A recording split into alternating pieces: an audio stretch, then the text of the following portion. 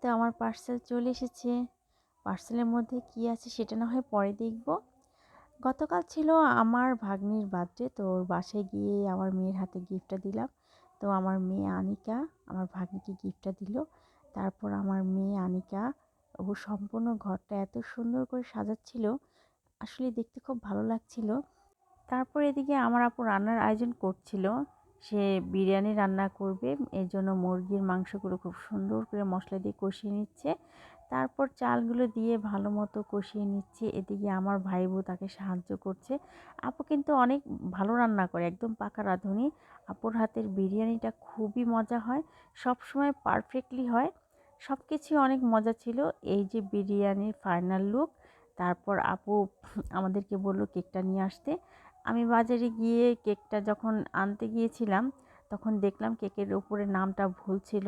তো আমি লোকটাকে বললাম যে নামটা তো ভুল, এটা সে সিনহা লিখে ফেলেছে, নামটা হবে তানহা। তারপর ভাইয়া সাথে সাথে বলল যে আমি ঠিক করে দিচ্ছি এখনই। তো ভাইয়া সুন্দর করে খুব টেকনিক করে নামটা ঠিক করে দিল। তারপর বাসায় আসলাম, বাসায় এসে দেখলাম সবাই রেডি। এই যে আমার বিচ্ছুগুলো তারাও রেডি। এখনই জন্মদিনের কেকটা কাটা হবে। কেকটা আপু নিয়ে আসলো। তো কেকটা নিয়ে আসার সাথে সাথে আমার বিচ্ছু দুটো কেক খাওয়ার জন্য খুবই অস্থির হয়ে গেল। বিশেষ করে কেকের উপর যে চকলেটগুলো ছিল, সেই চকলেটগুলো তারা বারবার হাত দিয়ে নেওয়ার চেষ্টা করছিল। আপু তাদেরকে বলল এখনই তোমাদেরকে দিব, আগে কেকটা কেটে নিই। তারপর তাড়াতাড়ি করে কেকটা কেটে ফেললো। কেকটা কাটা হয়ে গেলে আপু সবাইকে আগে চকলেটগুলো দিল, কারণ বাচ্চাগুলো মানে খুব আশা করছিল যে তাদের মামুনি তাদেরকে চকলেটগুলো দিবে।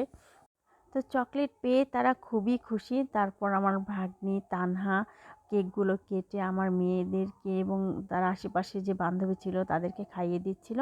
তারপর আপু কেকটা ভেতরে নিয়ে গিয়ে সুন্দর করে পিস পিস করে কেটে যারা যারা ছিল সবাইকে কেকগুলো দিল। হ্যাঁ, তারপর কেকটা খুবই মজার ছিল। কেকটা খেতে আমার কাছে খুবই ভালো লেগেছে। অবশেষে আমাকেও আপু একটা কেক দিল এবং কেকটা নিয়ে আমিও কেকটা মানে খেলাম, খুব ভালোই ছিল। যদিও অনেক বড় কোনো দোকানের কেক ছিল না, আমাদের গ্রামের বাজারেরই একটা দোকানের কেক ছিল। তারপরও মাশাআল্লাহ অনেক ভালো ছিল কেকটা। কেক খাওয়া শেষ হলে আপু সবার জন্য বিরিয়ানি নিয়ে আসে এবং সবাইকে বিরিয়ানি খেতে দেয়। তারপর এই যে গিফট খোলার পালা, আমার ভাগ্নি খুব উৎসাহ নিয়ে কেক গিফটগুলো খুলছিল। আসলে দামি গিফট বা কম দামি গিফট এটা কোনো ব্যাপার না, বাচ্চারা গিফট পেলে ওরা অনেক খুশি হয়। সেটা যেটাই হোক, ছোট্ট একটা গিফট পেলেই ওরা খুশি। যাই হোক, গিফটগুলো খুলছিল আমার আমার ভাগ্নি, একদম খুব আনন্দ সহকারে। নিজ হাতে গিফট খোলার মজাই আলাদা। তো গিফটগুলো খুব দামি হোক বা কম দামি হোক, এটা বাচ্চারা কখনোই কিছু মনে করে না। তো গিফটগুলো পেয়ে ও খুবই খুশি। তো এটা ছিল একটা টিফিন বক্স, এটা পেয়েও অনেক খুশি। তারপর আরেকটা বক্স নিল, এটা কেটে এটা দেখলাম আমরা এটার ভিতরে কিছু চকলেট ছিল। তারপর এখানে আরও একটা গিফট খুলতো। এই গিফটের মধ্যে ছিল হ্যাঁ, 2টা কাপ ছিল। তারপর আমি আমার ভাগ্নিকে যেটা দিয়েছি, ও এই গিফটটা খুলতে গিয়ে একটু লেট হয়ে গিয়েছিল, মানে খোলার চেষ্টা করছিল, সহজেই পারছিল না, কারণ পার্সেলটা সরাসরি নিয়ে এসেছিলাম, র্যাপিং করিনি, এই জন্যে খুলতে একটু কষ্ট হচ্ছিল। তো আমি আমার ভাগ্নিকে কিছু বই দিয়েছিলাম। বইগুলো খুবই সুন্দর এবং এর প্রিন্ট, এর ভিতরের গল্পগুলো খুবই ভালো ছিল। আমি এই বইগুলো টুকটুকি পেজ থেকে নিয়েছি। বইগুলো পেয়ে আমার ভাগ্নি খুবই খুশি।